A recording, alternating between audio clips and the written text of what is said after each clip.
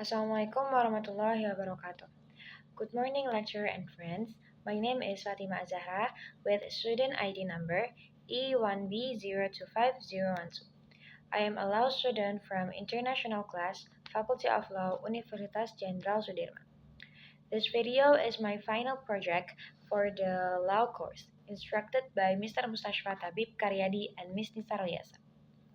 In this video, I would like to present my legal analysis on a case entitled Judicial Corruption in Indonesia, the Gazalba Saleh case. Gazalba Saleh didakwa jaksa KPK menerima gratifikasi terkait perkara kasasi kasus pengelolaan limbah B3 tanpa izin dan melakukan tindak pidana pencucian uang. What becomes the background of the case is the ongoing problem of judicial corruption in Indonesia, which creates a serious paradox within the criminal justice system. Society expects judges to uphold justice and eradicate corruption.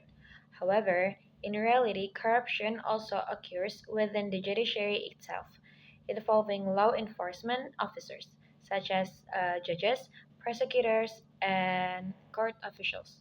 According to Transparency International, Indonesia's corruption perception index score remains relatively low, indicating that corruption is still a serious issue.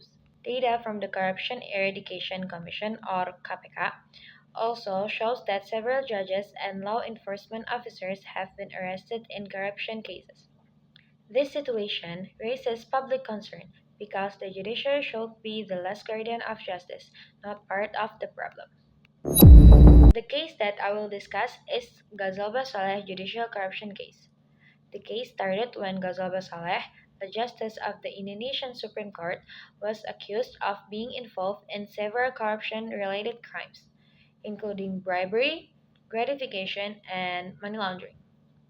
One of the most significant cases involved a cooperative disputes case of KSP Intidana, which had reached the cassation stage of the Supreme Court. It was alleged that the cassation ruling was influenced in favor of the petitioner through intermediaries such as lawyers, court clerks, and judicial assistants who communicated directly with Gazalba Saleh. The total amount of bribes and gratification reportedly reached around 110,000 Singapore dollars, which were channeled through court insiders and legal representatives. In addition, Gazalba Saleh was also accused of receiving gratification in the form of valuable assets, including houses and land worth billions of rupiah, which were not reported to the KPK or included in his official wealth report. On October 15, 2024, the Anti-Corruption Court sentenced Gazalba Saleh to 10 years of imprisonment and imposed a fine of 500 million rupiah of bribery and money laundering offenses.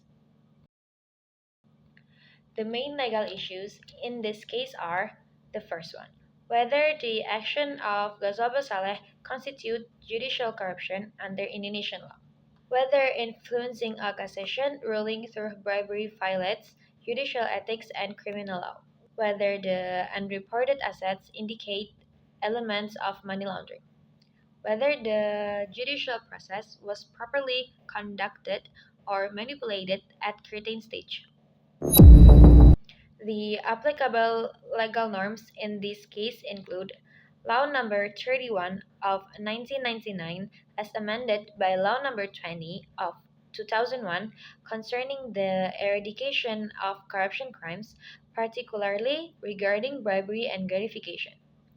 Law Number 8 of 2010 concerning the prevention and eradication of money laundering. Judicial ethics principles that require judges to be independent, impartial, and free from conflicts of interest. The principle of equality before the law, which requires that all individuals, including judges, are subject to the same legal standard. Under these laws, accepting bribes, manipulating judicial decisions, and concealing illicit assets clearly constitute criminal offenses.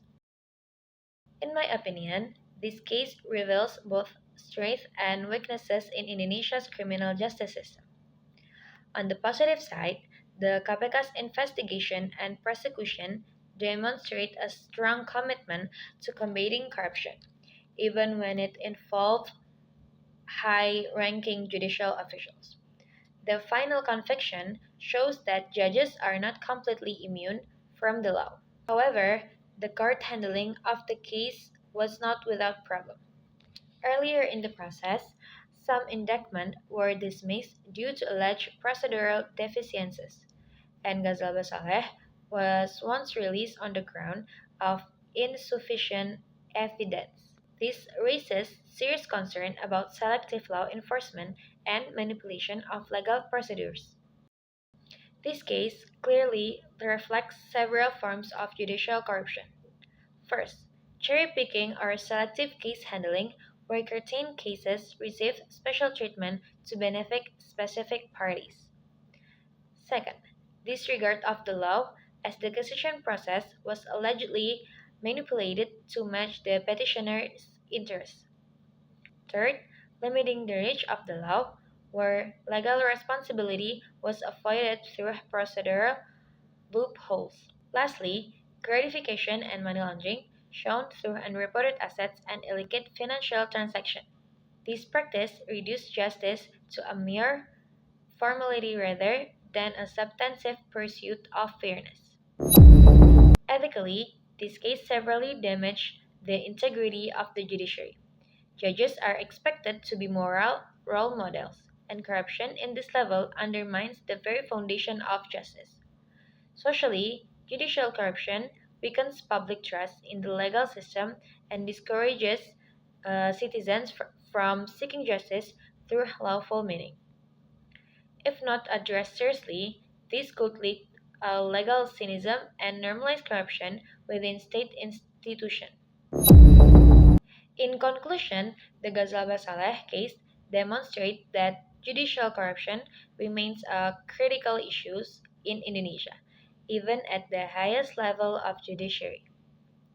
Although the final conviction represents progress, the procedural weaknesses and earlier rulings show that judicial reform is still urgently needed. Stronger oversight, transparency, accountability, and ethical enforcement are essential to ensure the law serves justice, not personal or group interest. That's all for the analysis of this case. Thank you for watching. I'm sorry if there are any mistake. Wassalamualaikum warahmatullahi wabarakatuh.